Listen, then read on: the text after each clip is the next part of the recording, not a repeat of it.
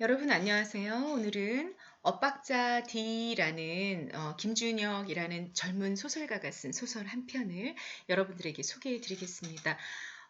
김준혁이라는 작가가 2008년 김유정 문학상을 수상하게 만든 작품이 바로 엇박자 D라는 소설이에요.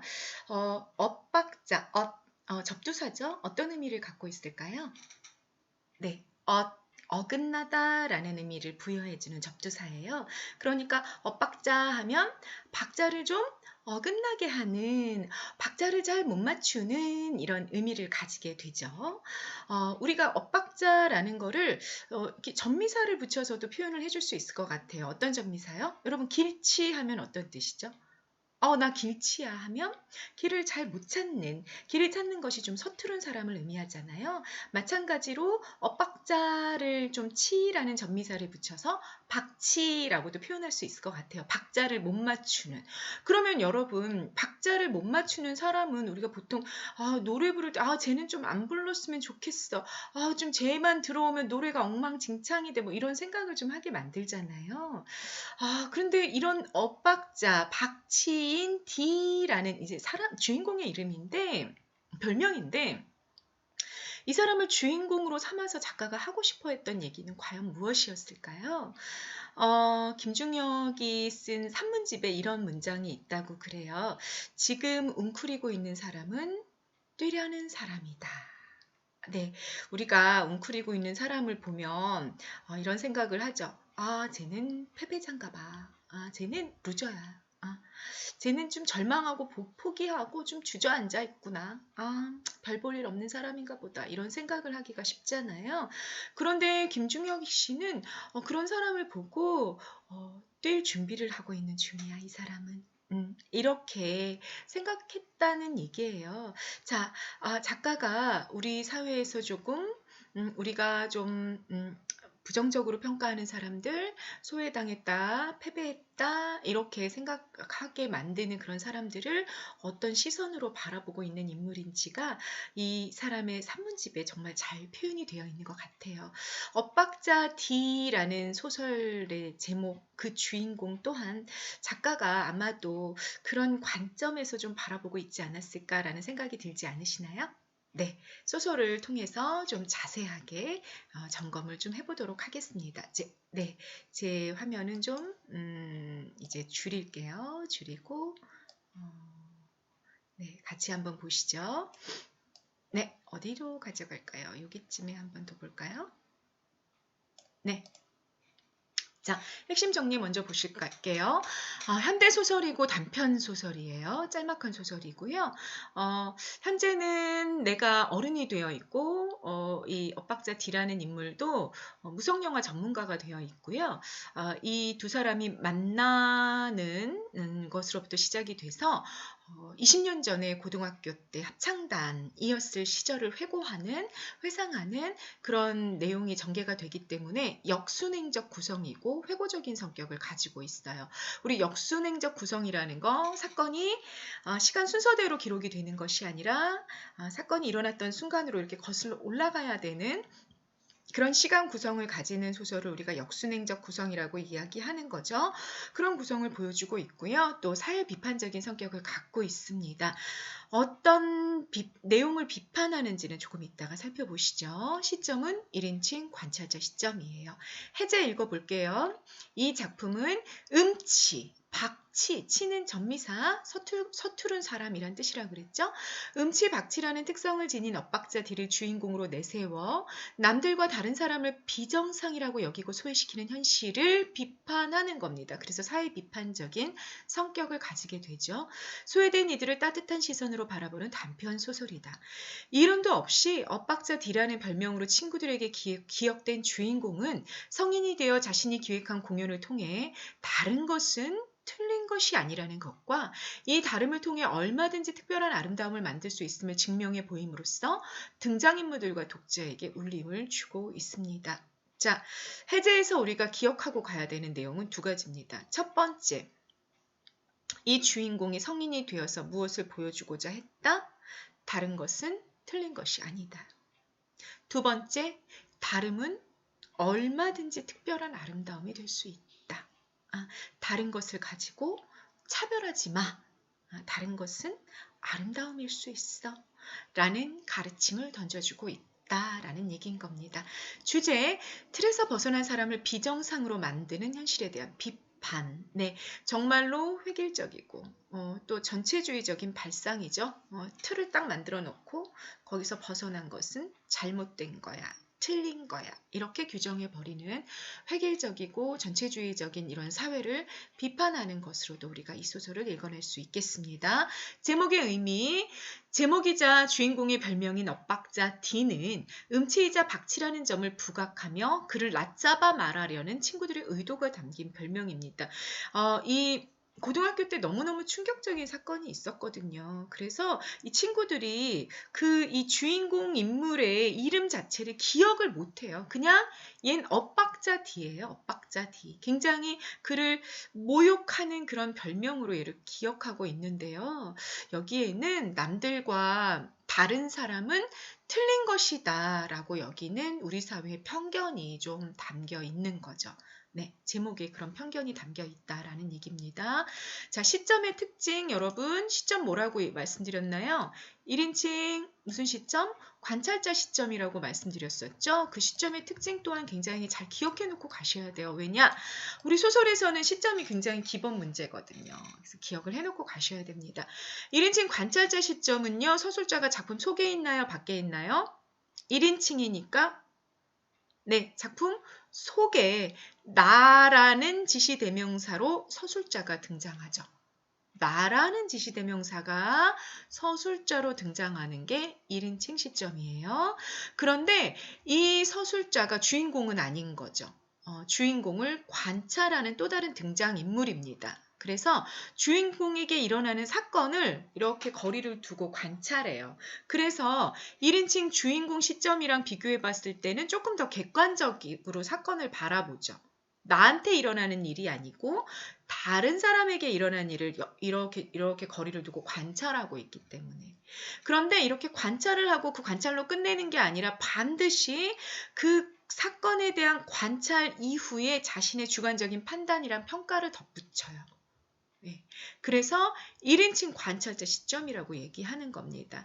객관적인 관찰과 주관적인 판단 평가가 함께 이렇게 덧보태지는 그런 시점의 특징을 보여주고 있고요. 여러분이 엇박자 D라는 소설을 통해서도 그걸 잘 확인하고 가실 수 있을 겁니다.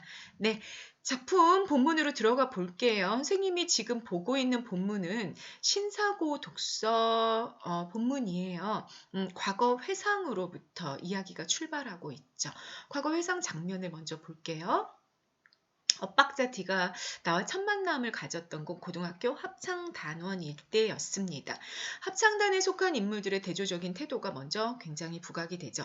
엇박자 D는요. 합창단 단장을 지원할 정도로 합창단 활동에 굉장히 열성적이었고 또 1년에 한 번 있는 축제에 공연을 하게 되는데 그 공연에 정말로 최선을 다하는 그런 인물로 내가 느끼기에는 좀 지나치게 진지한 그런 인물로 그려지고 있습니다. 노래에 대한 열정이 넘치는 그런 인물이었던 거죠.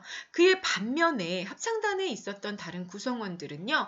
합창단 활동에 대해 무관심하고 열정이 없어요. 우리 보통 동아리 우리가 어떻게 하는지 생각해 보면 되잖아요. 거기 동아리 활동 정말 열정적으로 하는 사람들, 친구들 드물죠. 그냥 하라니까, 학교에서 하라니까 어쩔 수 없이. 그리고 가서도 보통은 자습을 하거나 밀린 잠을 보충하거나 뭐 그렇게 하는 거죠. 그래서 여러분 관련 한자성어 선생님 갖다 놨어요. 본말이 전도돼 있다. 주객이 전도되어 있다. 합창단 시간에 합창 연습을 하는 게 본이 되어야 되는데 주가 되어야 되는데 그거 안 하고 딴 거 하는 거죠. 부차적인 거. 그걸 우리가 본말 전도됐다, 주객이 전도되었다 이렇게 얘기하잖아요. 그런 모습들을 다른 구성원들은 보여줘요. 축제 준비도 굉장히 무성의하게 너무너무 쉬운 노래 가지고 와가지고 대충 연습하려고 하고 있고요. 담당 음악 선생님 정말 큰 도움을 주고 계시죠. 합창단 활동에 열정이 하나도 없어. 모이면 야 자습, 뭐 이렇게 하셨던 선생님이세요. 리더가 그러다 보니까 아마 합창단원들이 더 이렇게 좀 그냥 대충대충 설렁설렁 하는 모습을 보여주지 않았을까 그런 생각이 들어요. 네, 그런 합창단에 데뷔되는 모습이 보이고요. 그리고 드디어 1년에 한 번 있는 축제를 준비해야 되는, 공연 준비를 해야 되는 날이 되었어요. 한 달 남겨두고 이제 공연이 시작이 됐죠. 그런데 문제 상황이 나타났어요. 어떤 문제 상황이 나타났냐면 합창을 시작하자 이게 뭐가 안 맞는 다른 목소리가 자꾸 끼어드는 거예요. 그래서 음악 선생님이 야 이상하다. 결국 어떻게 했냐면 딱 반주를 멈추시고 야 너 노래 불러봐. 너 노래 불러봐. 범인 색출이 시작이 된 거죠. 아이들의 불안감은 계속해서 증폭해 왔고요. 드디어 단장인 엇박자 D가 노래를 불렀는데 그냥 음색도 부드럽고 또 박자도 뭐 그냥 혼자 부를 때는 그냥 나름 괜찮았어요. 그런데 이제 목소리를 들었잖아요. 목소리 들은 상태에서 다시 합창을 시작을 했는데 합창이 시작이 되면 엇박자 뒤에 목소리가 튀는 거죠.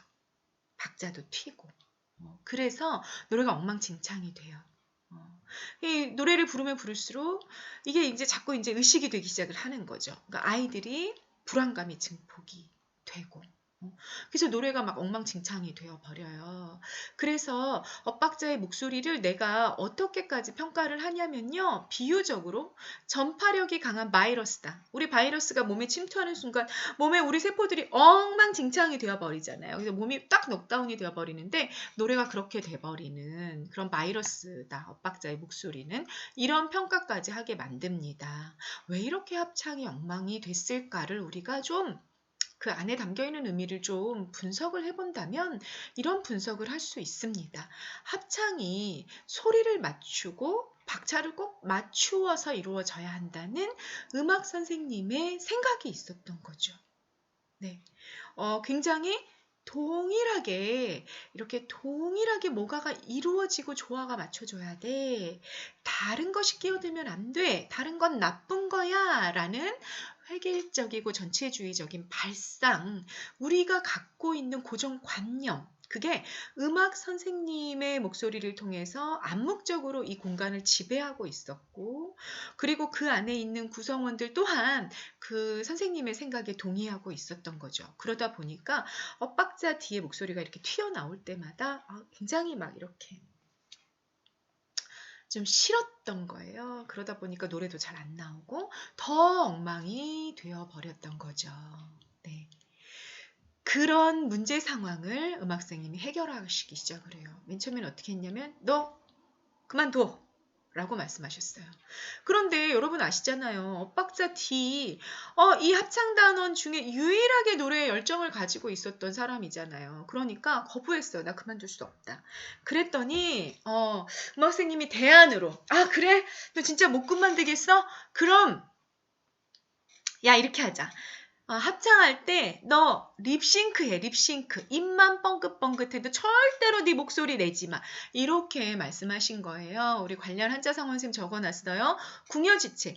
너무너무 궁한 가운데, 너무너무 막 이렇게 힘든 가운데 나온 어쩔 수 없이 나온 계책이 궁여지책이죠.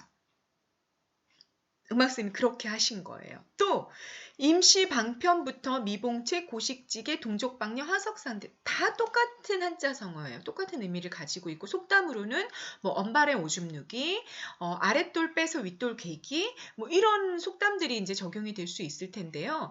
음악 선생님이 정말로 조금이라도 좀 열의가 있으셨다면 지금 엇박자 D를 불러서 따로 뭐 정말 특훈을 시키시든지 이 문제를 근본적으로 해결할 수 있고 엇박자 D도 같이 합창을 할 수 있는 또는 뭐 이렇게 좀 파트를 나눠가지고 엇박자 D가 뭔가 다른 음색을 좀 낼 수 있는 기회를 좀 만들어 주신다든지 이러실 수 있었을 것 같은데 그런 일 전혀 안 하시고 어떻게 하신 거예요? 잠깐 그 공연 때 요 문제 상황만 잠깐 그냥 넘기고 말자. 근본적인 해결책 아니고 잠깐 그 순간만 모면하자라는 해결책을 내놓으셨던 거죠. 그래서 임시 방편부터 하석산대 아랫돌 빼서 잠깐 윗돌 개는 거. 그러면 이렇게 돌덩이 이 돌기둥이 다시 흔들릴 거 아니에요? 그렇게 임시 방편으로 문제를 해결해 가고 있는 모습이 보입니다. 네. 그렇게 이제 해결 방법을 제시하셨고 이제 공연이 이루어졌어요. 그런데 1절까지는 엇박자 D가 이제 잘 참았어요. 근데 간주가 이렇게 연주가 되는데 D가 생각했어요. 아, 내가 목소리를 작게 내면 괜찮지 않을까? 그렇게 생각을 한 거예요. 그래서 2절을 부를 때가 됐을 때 자기 목소리를 냈어요. 그런데 자기 목소리, 엇박자 뒤에 목소리가 나오자마자 음악선생님 너무 화가 나신 거예요. 아니, 내가 그렇게 명령을 했는데 감히 내 명령을 어기고 목소리를 냈어? 그래서 음악선생님이 그 자리에서 합창을 딱 멈추게 하고 그리고 엇박자 뒤에 가서 따기를 막 갈긴 거예요. 따기를 막 갈기고 화가 나서 무대를 막 쿵쿵쿵쿵 나가버리셨어요. 그러니까 그 나머지 단원들도 그냥 막 이렇게 쫄래쫄래 따라 나간 거죠. 그리고 엇박자 D만 이렇게 무대 위에 이렇게 남겨지는 엄청난 정말 모욕적이고 망신을 당하는 정말 평생의 트라우마가 될 만한 그런 사건이 일어난 거죠. 네. 선생님이 그 괄호 안에 써놓은 거 보이시나요? 권력을 가진 자가 다른 것을 인정하고 포용하지 않는 아주 폭력적인 모습을 보여준 겁니다. 네, 여기까지가 과거 사건이었어요. 그리고 중략부터 현재 사건으로 이제 넘어가죠. 현재는 20여년이라는 시간이 흘러가 있습니다. 나는 공연 기획자로 일하고 있고요. 엇박자 D는 무성 영화 전문가가 됐어요. 여러분, 이 사람이 왜 무성 영화에 관심을 가졌을지 그 트라우마랑 연결되어 있을 것 같죠? 자기가 목소리를 냈을 때 뭔가 엄청난 사건이 일어났었잖아요. 근데 무성 영화 전문가로 일하고 있어요. 그런데 그때 당시에 이 더블 더빙이라는 밴드가 있었는데 정말 혜성처럼 나타나가지고 막 폭발적인 인기를 얻고 있는 그룹이 있었거든요. 근데 이 엇박자 D가 그 유명한 가수인 더블 더빙과 무성영화의 콜라보를 기획하고 있는데 그 공연 기획, 그러니까 보조 기획을 좀 맡아달라고 나에게 부탁을 좀 해와요. 근데 이때 당시에 나는 그 좀 B급 공연 기획자로 일하고 있었거든요. 그래서 맨 처음에는 자기를 공연 기획자로 이제 요청을 하는 줄 알고 너무너무 막 기분이 좋았었는데 보조로 해달라는 거예요. 컨설팅 해주고 뭐 이런 일을 해달라고 부탁을 하는 거예요. 그래서 좀 막 기분이 나빴어요. 아니 너 엇박자 D가 자기가 공연 기획을 하겠다는 거예요. 그러니까 내가 좀 기분이 나빠서 아니 너 공연 기획 해본 적도 없잖아. 공연 기획 얼마나 어려운 건데 내가 기획할게 막 이랬는데 엇박자 D가 아니야 내가 공연 기획을 할 거고 네가 컨설팅을 좀 해줘 이렇게 부탁을 한 거죠. 근데 이 더블 더빙이 너무 유명한 밴드니까 이 나는 어떤 욕망이 있었냐면 아니 더블 더빙에 공연의 보조라도 자기가 기획자의 이름을 이렇게 올리게 되면 수많은 아티스트들이 이제 다 자기한테 공연 기획을 의뢰할 거다 이런 욕망이 좀 있었던 거죠. 그래서 이 엇박자 D에 조금 무리한 요구를 수용을 해요. 그래서 공연을 이제 준비하게 되죠. 기획하게 되고 그리고 엇박자 D가 부탁을 또 해요. 공연 당일에 고등학교 시절 합창단을 함께 했던 친구들을 좀 공연에 초대해달라 이런 부탁을 하죠. 그래서 내가 아는 몇몇 친구들한테 연락을 해서 그 친구들이 이렇게 초청을 받아오게 됩니다. 그리고 공연이 드디어 시작이 돼요. 첫 번째 공연 장면은요. 한 남자와 기찻길에 관한 짤막한 무성 영화로 시작을 하죠. 기찻길 위에 남자가 누워있다가 기차가 안 오니까 일어나서 가고 베개를 다시 가져가서 누워있는데 기차가 안 오니까 다시 가고 뭐 이러다가 마지막에 어떻게 돼요 여러분? 오두막집을 딱 세우죠. 그리고 그 안으로 딱 들어가는 거죠. 그런데 저쪽에서부터 기차가 막 달려오고 그 순간에 그 집에 불이 딱 켜지고 기차가 빵 충돌하려는 굉장히 점층적인 막 긴장감을 고조시키는 그런 장면이 훅 나오고 그 충돌하려는 그 찰나의 기타 소리가 터지면서 그 화면을 찢으면서 더블 더빙이 나타나는 거예요. 너무너무 극적이죠. 굉장히 드라마틱한 영상 구성이 이렇게 공연장을 처음을 시작을 하는 겁니다. 그래서 더블 더빙이 마치 기차가 되어서 공연장의 관객들을 덮치는 것 같은 그런 공연 기획 의도가 보이죠. 열기와 긴장감이 최고도에 오르고 관객들이 우와 막 고함을 지르면서 막 공연에 몰입을 하고 뭐 이렇게 되는 거죠. 이 공연을 바라보면서 엇박자 뒤에 기획자로서의 스토리보드가 너무나 꼼꼼하구나, 참 훌륭하구나라는 나의 주관적인 평가가 덧붙습니다. 이런 지금 관찰자 시점의 특징이죠. 나라는 서술자가 주관적인 판단이나 평가를 덧보태게 되는 거죠. 여러분 여기까지 보면 시간의 흐름에 따라 엇박자 뒤에 대한 나의 평가가 바뀌어 있다는 거 확인하실 수 있는 거죠. 과거 고등학교 시절에서는 음치이자 박치였고 합창단에 너무나 열정적이고 좀 지나치게 진지했던 괴짜였고 축제 때 결국 노래를 부르는 바람에 공연을 망치고 선생님께 따기를 맞았던 친구, 마이너스, 좀 패배자, 루저 이런 평가였었다면 현재는 무성영화 전문가이자 더블 더빙이라는 유명한 밴드 공연의 기획자고 공연 기획을 처음 했는데도 너무나 꼼꼼하게 한 사람이다라는 플러스의 평가로 바뀌어 있는 걸 확인하실 수 있습니다. 그 다음 장면 보시죠. 자, 두 번째 공연으로 넘어가요. 두 번째 공연으로 넘어가서는 자, 선생님 요거를 좀 바꿀게요. 네, 잠시만요.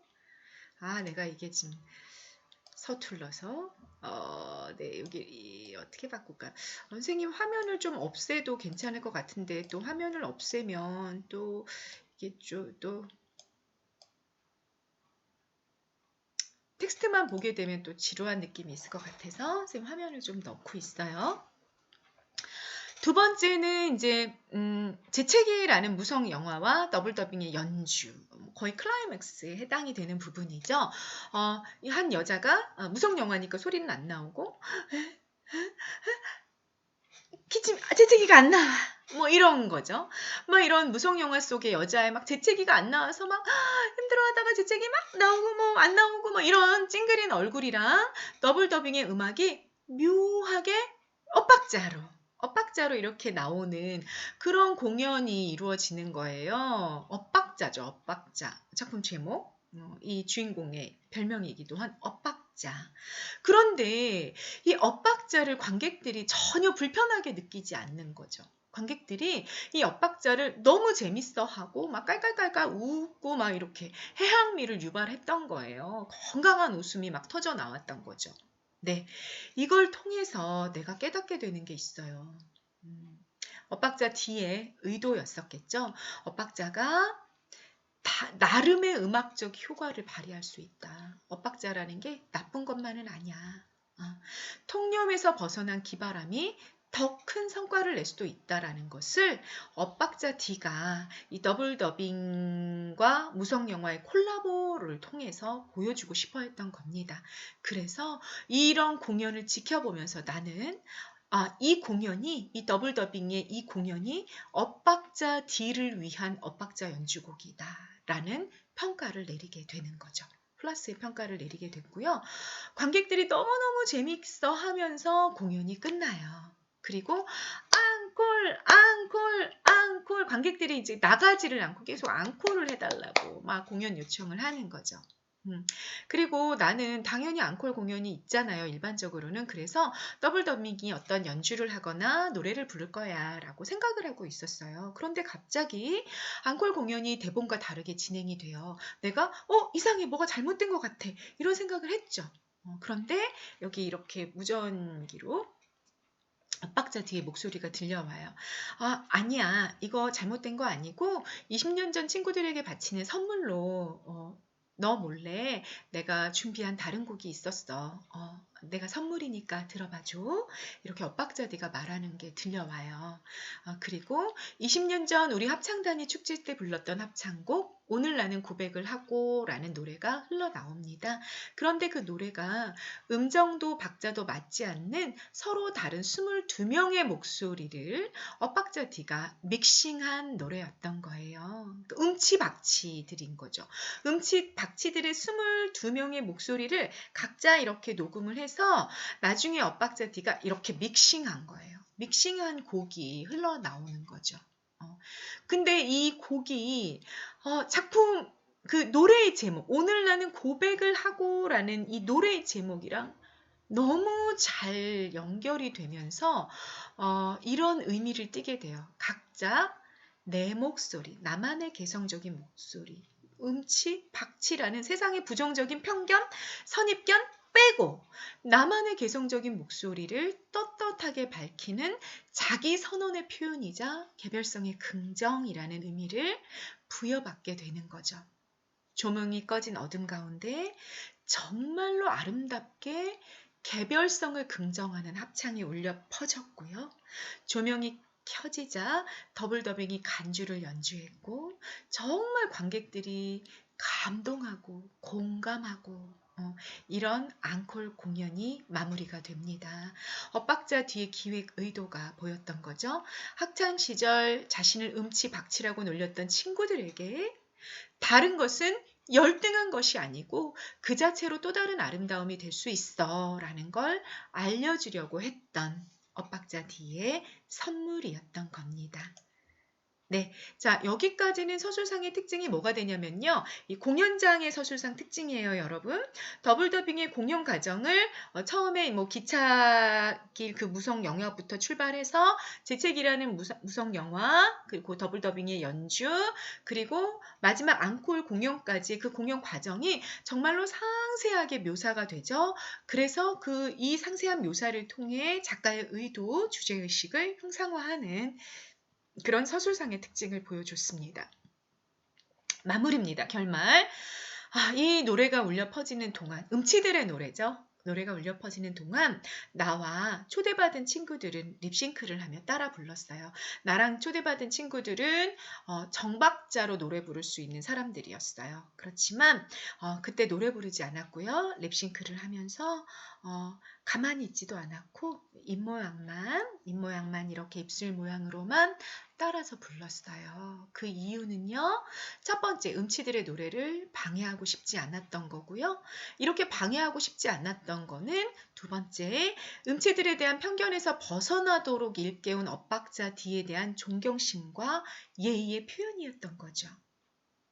네, 마지막, 합창이라는 이유로 자신의 목소리를 감추도록 강요받았고 자신을 드러냈을 때는 혼이 나야 했던 엇박자 뒤의 상황을 옛날에 자신들이 방조했었잖아요. 그런데 자신들이 방조했었고 무시했던 엇박자 뒤에 대한 사과, 내 편견, 내 선입견을 반성하는 의미가 담겨 있었던 거죠. 이렇게 작품이 마무리가 됩니다. 작가의 의도 굉장히 중요하죠? 여러분 발표 체크하시고요. 주인공 엇박자 뒤를 통해 아픈 경험을 스스로 극복해내는 모습의 아름다움을 보여줬어요. 정말로 멋진 주인공의 모습이었죠. 우리 보통 이런 경험을 하고 나면 정말 노래라면 쳐다보지도 않을 것만 같아요.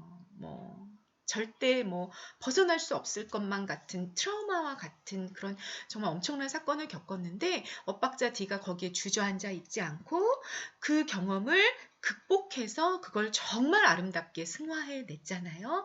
그런 주인공의 모습을 보여줬고요. 또 그 주인공의 모습을 통해서 틀에서 벗어난 사람을 비정상으로 평가하고 판단하고 차별하는 우리 사회의 모습을 반성할 수 있게끔 그렇게 만들었다라고 우리가 평가해 볼 수 있을 것 같습니다. 읽을 수 있는 작품들이 좀 있어요, 여러분. 김명수의 하급반 교과서라는 시. 모든 아이들이 천편일률적으로 한 목소리로 교과서를 읽어나가는 그 장면을 그려놓는 시. 획일성이나 전체주의를 비판하는 맥락이 들어가 있죠. 황지우 씨의 새들도 세상을 뜨는구나. 일제히 한꺼번에 같이 일어나서 애국가를 경청해야만 하는 역시 획일적인 문화에 대한 반성을 드러내는 작품 있고요. 전상국의 우상의 눈물이라는 소설이 있습니다. 이 반을 굉장히 획일적이고 질서정연하게 이끌기 위해서 한 사람을 좀 이렇게 튀는 사람을 굉장히 억압하고 합법적인 폭력을 휘두르는 그런 모습들을 통해서 획일성, 질서 정연함에 대해서 반성하게 만들어주는 소설이죠. 이런 소설도 있으니까 엮어 읽을 수 있는 소설들이 또는 시들이 굉장히 많이 있으니까 여러분 모두 염두에 두시고 이렇게 연결될 때는 획일이나 획일성이나 전체주의를 비판하고 반성하는 맥락들이 있을 거야 라는 것들을 좀 찾아보시면 되겠습니다. 네, 정말로 멋진 주인공의 모습이 보이고 또 이런 사람들을 바라보는 우리들의 차별을 반성하게 만들어주는 작가의 따뜻한 시선이 묻어나는 소설 한 편이었습니다. 네, 여기까지 오늘 영상 마치겠습니다. 감사합니다.